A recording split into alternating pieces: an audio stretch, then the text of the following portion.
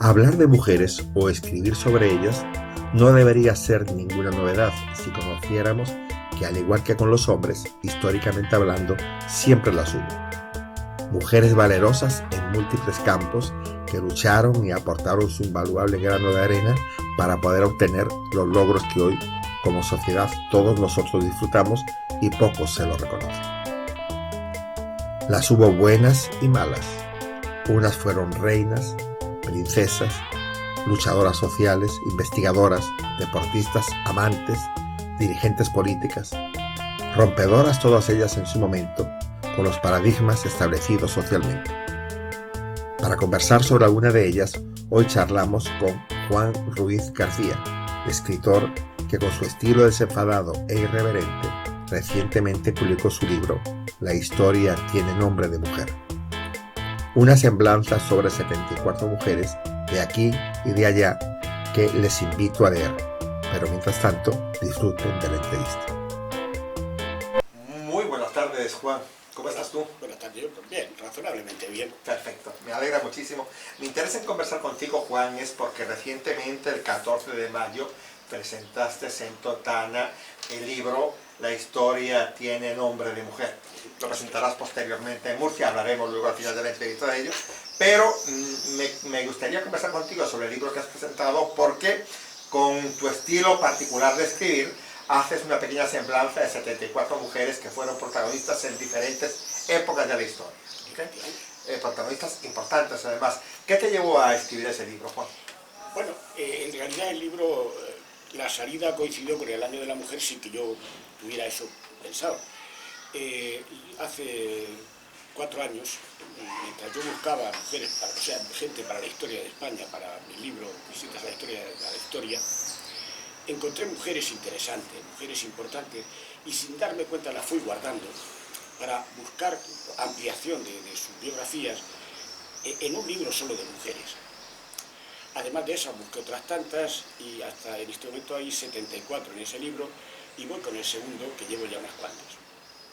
Me llevó el hecho de que la mujer ha estado silenciada en la historia y se ha sabido únicamente de algunas reinas, pero ha habido reinas españolas, me refiero solamente a la historia de España, que han sido geniales mujeres, otras que han sido rendones desorejados, otras duras, en fin, y luego otras mujeres... Hablan de características que son propias de los seres humanos, tanto hombres como mujeres. Claro, sí, pero me refiero a que la mujer ha estado silenciada, los historiadores se han preocupado poco de ella. No obstante, cada mujer de estas se ha preocupado un historiador, luego otro, y leyendo todas lo que han escrito estos historiadores, podemos hacer una semblanza biográfica de estas mujeres con una cierta amplitud. Yo he procurado que sea breve, con el fin de que la gente un tratado de historia siempre es duro de leer, para que no está muy versado en ella y no es aficionado. Entonces esto es más para el público normal, escrito con un lenguaje coloquial, cercano y con un poco de sentido del humor. Pero en realidad, digamos que históricamente es absolutamente todo irreprochable, según han dicho los historiadores. Y bueno, pues son mujeres que he conseguido de ellas lo más que he podido, en algunos casos poquito, porque tampoco hay más escrito, pero que han cambiado de alguna manera la historia de este país. Sí, porque fueron mujeres, como tú comentas en tu libro y bien citas, que tocaron diferentes palos en diferentes momentos de la historia. Investigadoras, políticas, reinas, personas con inquietudes sociales, fueron una gama amplísima. Pero me llama la atención cuando tú comentas que llevas 4 años prácticamente recopilando historia de eso, y fue últimamente cuando tú decidiste hacer el libro. Realmente, para hacer un trabajo de investigación histórico no es mucho tiempo. Te pregunto por eso, ¿es fácil conseguir mujeres protagonistas en la historia? Y si es así, ¿por qué no se le da el protagonismo que realmente tiene la mujer? Te lo diré. Realmente los historiadores son personas que saben muchísimo de esto, pero que se ven constreñidos por sus propios estudios a escribir con una rigurosidad histórica, y se hace el lenguaje poco cercano en muchos casos. Y luego, pues porque si yo lo he conseguido, lo puede conseguir cualquiera, porque hoy hay una cantidad de información increíble. Hay que darle mucho trabajo, muchas horas de trabajo, recopilar lo que han escrito cada una de estas mujeres, aparte de los libros, hoy en Internet hay soportes increíbles, hay centenares de portales de historia. Entonces hay que buscar y conseguir los datos, sacar datos de una vez, otra. Se van acumulando esos datos y cuando ya considera uno que están los datos completos para hacer esa biografía, pues se hace una semblanza.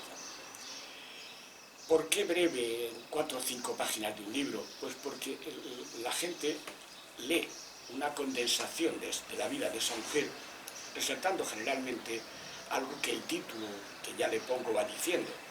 Por ejemplo, la primera tenista de España, pues Lili Álvarez, que además a esa la conocí yo afortunadamente, fue la primera mujer que ganó en tenis, pero es que además también fue campeona a los 14 años de slalom, y por una lesión de rodilla entró en el tenis. Pero es que además corrió en un circuito en Montjuïc con hombres y también quedó campeona. Y fue además la primera mujer que sacó el título de piloto de aviación civil. En fin, mujeres siempre rompedoras, mujeres siempre que han ido batiendo el cobre, abriendo caminos. Por eso están ahí la primera médico de España, la primera trapecista de España, de fama internacional, mujeres variosísimas, variadísimas, y valiosísimas todas ellas. Los historiadores se ciñen a un personaje y hacen una biografía exhaustiva. Hay que leer un libro entero para entenderlo.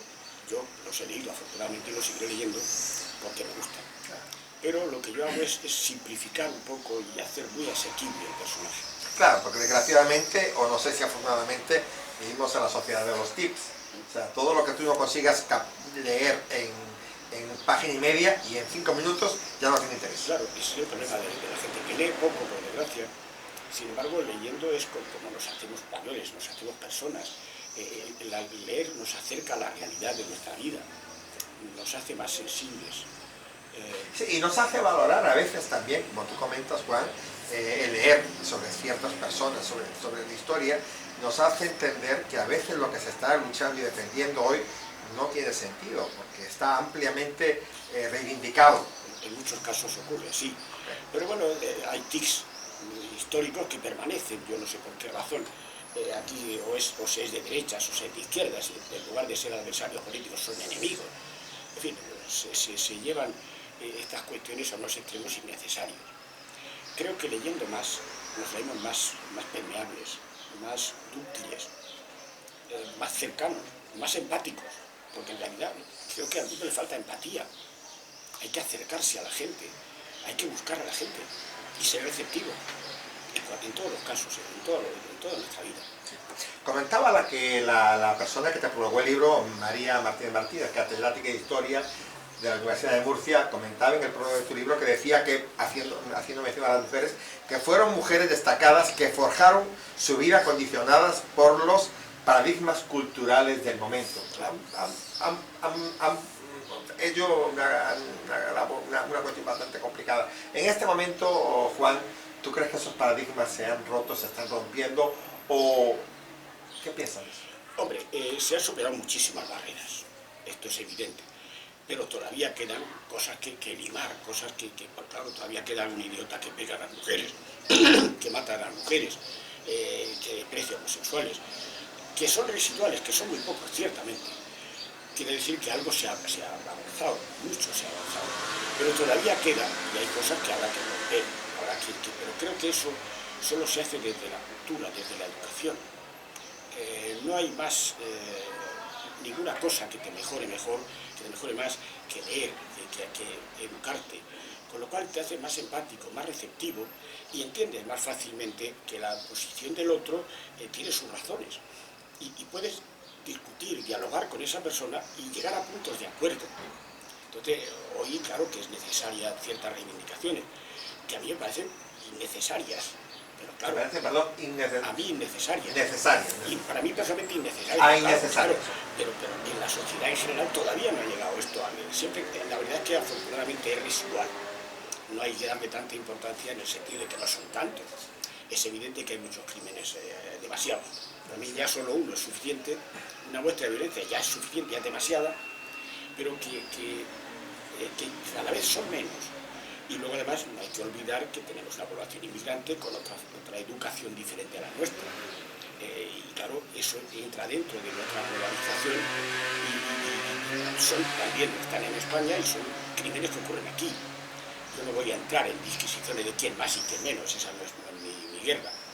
Pero ciertamente hay que eliminar esa cuestión y eso solo se puede hacer a través de la educación, de la formación, de leer, de aprender, de viajar, de conocer a los otros, tener empatía. En tu libro de las 74 mujeres que mencionamos encuentras, como decíamos al principio, encuentras reinas, investigadoras, luchadoras sociales, políticas, todo eso. De esas mujeres que tú has escrito, Juan, ¿cuál de ellas o cuáles de ellas las podrías ubicar perfectamente como defensoras en el problema que se está reivindicando en este momento? Que tú dijeras, esa mujer yo la pongo hoy y sería perfectamente una luchadora social del momento, porque defendía en su momento, o quiso defender en su momento, lo que hoy se está defendiendo. Sí, ciertamente hubo mujeres importantísimas en cuanto a defender lo que ahora llamamos feminismo, defender su propia identidad frente a un mundo además completamente machista, absolutamente. No estamos en la sociedad de hoy, pero ha habido mujeres como Concepción Arenal, ha habido mujeres como Emilia Pardo Bazán, que cuando fue eso fueron las mujeres catedrática de la universidad, nadie, ningún alumno fue. Mujeres que en su momento dijeron aquí estoy yo y defendiendo a las mujeres. Ya hay escritoras que reivindican el papel de la mujer en el siglo XVII y XVIII. Y luego ya es el XIX, el de la irrupción de la mujer, primero en la literatura, en la ciencia, en la judicatura, en todo.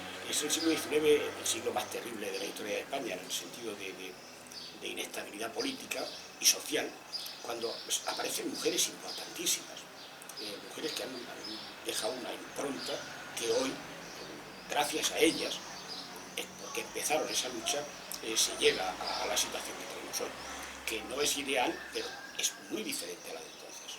Bueno, tú hablas del siglo XIX, que fue un cambio prácticamente importante para España, pero yo también me remitiría a la época de Isabel la Católica. Sin la figura de Isabel la Católica en España, difícilmente podríamos entender España como lo entendemos hoy en día. Sin duda. Isabel la Católica, a ver, Isabel y Fernando, pero realmente fue la reina Isabel. Fue una mujer. Pero en él, vamos a ver, en él como varón se da por entendido, pero la figura de ella es lo que realmente llama la atención. A ver, doña Isabel fue una mujer importantísima. No solo en la historia de España, sino en la historia de Europa, porque probablemente ella fue la primera monarquía que se hace más asequible, que prescinde de la nobleza, porque la nobleza le ha hecho la vida imposible a su hermano, a su padre, y se la quiere hacer a ella. Ella dice, no, aquí mando yo. Y crea una administración de personas cultas, de personas con formación, en lugar del noble que hereda de su padre el puesto. Los nobles se enriquecían a costa del reino, y doña Isabel lo puso firmes. Y ahí nace el primer estado moderno de Europa, digamos, en esa época. Por eso los historiadores llaman edad moderna a partir del reinado de Isabel la Católica. Y lo que hoy llamamos España, que hay muchas discusiones de cuándo nace, cuándo no nace, según mi modesto criterio, que no soy historiador y ya lo digo, España nace cuando el latín se implanta en España. Cuando el Imperio Romano hace España una provincia y unifica a través de la lengua una serie de pueblos. Luego los visigodos se instalan en España, todos ellos se convierten en visigodos y crean el reino de Hispania. Es el antecesor de España. En el año 711 invaden los árabes y se arabiza todo. Se hace una reconquista que duró 780 años. Y es doña Isabel la que, al expulsar a los árabes de Granada, árabes musulmanes, que no eran árabes tampoco, sarracenos, que dirían los historiadores europeos, nace la unión de dos coronas que se materializa con su nieto, Carlos I de España y V de Alemania. Es cuando unifica las dos coronas, porque al morir doña Isabel en 1504, su hija Juana hereda la corona de Castilla, no su marido. Y al morir su marido, su hija no puede heredar, porque la corona de Aragón no la puede heredar una mujer. entonces hereda el nieto las dos coronas. Y entonces ahí nace lo que hoy llamamos España. Sí, es lo que comentaba antes, de que realmente es a partir de raíz de Isabel la Católica cuando podemos entender la España que conocemos hoy en día, Sí, sí. con las virtudes y los defectos que podamos tener. Pues claro, por los defectos que tenemos los españoles, que somos solidarios pero solidarios, que somos peleones pero buenos, tío, que somos así, contradictorios. Somos el día y la noche. Pues sí. No obstante, te digo una cosa, la figura de Isabel la Católica es importantísima. Yo creo que he leído 12 o 14 biografías de ella y tiene detalles increíbles en su época. Su marido aporta al matrimonio 2 hijos anteriores, ilegítimos.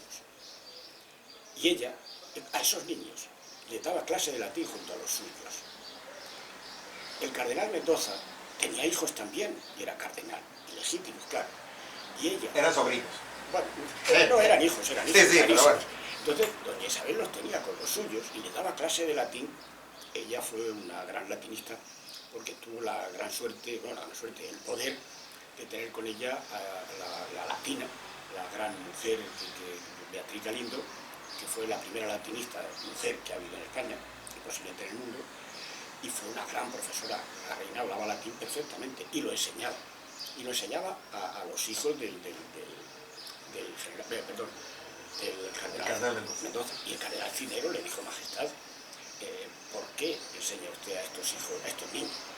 Y le dijo la reina que los niños no tenían culpa de los pecados del padre. Es una mujer avanzada a su época. Dentro de esto sorprende la expulsión de los judíos, pero bueno. Sí, que hacen aquel contexto histórico, porque hoy a veces pretendemos entender lo que sucedió hace 500 o 600 o 1000 años con los criterios de ahora, y no sería. Eso es absurdo. Eso es lo intentan, pero es absurdo pensar en el siglo XIV o XV con la mentalidad de hoy. Sí, no se puede. Porque lo que entonces era legal hoy es una aberración. No, y que la raíz histórica es diferente, por lo tanto uno actuaba en consecuencia, exactamente. Recientemente, Juan, se está celebrando la Semana del Orgullo Gay, ¿okay? Con todo lo que ello representa, reivindicaciones más acertadas, menos acertadas, a criterio de quien lo piense, pero en su momento, en estas mujeres que tú citas, Juan, ¿hubo alguna que tuvo que enfrentarse a esta cuestión de identidad sexual y que fue severamente... Sí, más de una, no va más, ahí hay mujeres, la monja Alférez, Catalina de Arauso, era una mujer homosexual, se vistió de hombre al salir de un convento con 14 años y siguió vestida de hombre, fue un auténtico guerrero, era una mujer, la pintan cada historiador de una manera, debió ser muy valiente, muy brava, muy bragada, en algunos la tachan de cruel. Lo cierto es que llegó a enfrentarse a duelo con mucha gente y casi siempre por mujeres, pero fue una mujer que llevó llamámosle feminismo de alguna manera, hasta las últimas consecuencias. Ella estaba en América, vino a España, el rey la recibió, le concedió el título de alférez, con su sueldo incluido, y llegó a ir a Roma, y la recibió el Papa, y el Papa le autorizó a vestir de hombre. Pero digo que hay mujeres que sí han tenido esos problemas. Ha habido mujeres también, como he hablado antes de la tenista Lili Álvarez, que tuvo una convivencia con una escritora muy extraña, porque ellas se amaban, pero las dos eran fervientes católicas y su amor no era físico, era puramente contemplativo, pero aquella vida no podía, y terminaron separados. Ha habido grandes mujeres en este sentido. Y lo de las reivindicaciones de gay, pues sí, todavía hay gente, la verdad es que cada vez son menos, pero todavía los hay. En lo de la afectividad del LGTB y el orgullo y tal, pues bueno, lo respeto, aunque yo no comparta esa manera de manifestar. Creo que se reivindicaría bastante mejor plantando cara, sin vestirse de máscara, que haciendo así. Con esto me imagino que tus espectadores me llamarán facha y cosas de esas, pero bueno. Sí, hay personas en la historia reciente no de España, del mundo, que de alguna manera uno sabe que son y aparte declarados homosexuales, todo eso, y no se prestan a esto, a este día, simplemente ellos mantienen su figura, porque lo que pretenden con ellos simplemente es ser personas normales, que lo son, y actúan normalmente. Yo no tengo amigos homosexuales. Yo también. Yo no tengo ningún amigo homosexual, yo tengo amigos. Exacto. Y su condición sexual es suya, en la que yo ni intervengo ni ellos en la mía. Amigos y amigas, y me llevo la mano de bien con ellos. Vamos, y los quiero mucho como me dicen a mí. Yo he asistido a la boda de 2 amigos míos, con los que tomo café con mucha frecuencia. Y son personas que ellos desfiles gay no les gusta. Me parece poco, sí, como reivindicación. Pero bueno, hay opiniones son diversas criterios, sobre eso, criterios que yo respeto la postura de cada cual y no tiene mayor importancia. Continuamos con tu libro, Juan. ¿Para cuándo el tomo 2? Bueno, el tomo 2 tardará su tiempo. Esto no es algo que se escriba en poco tiempo porque son muchas horas de trabajo. Pues yo calculo que en un año.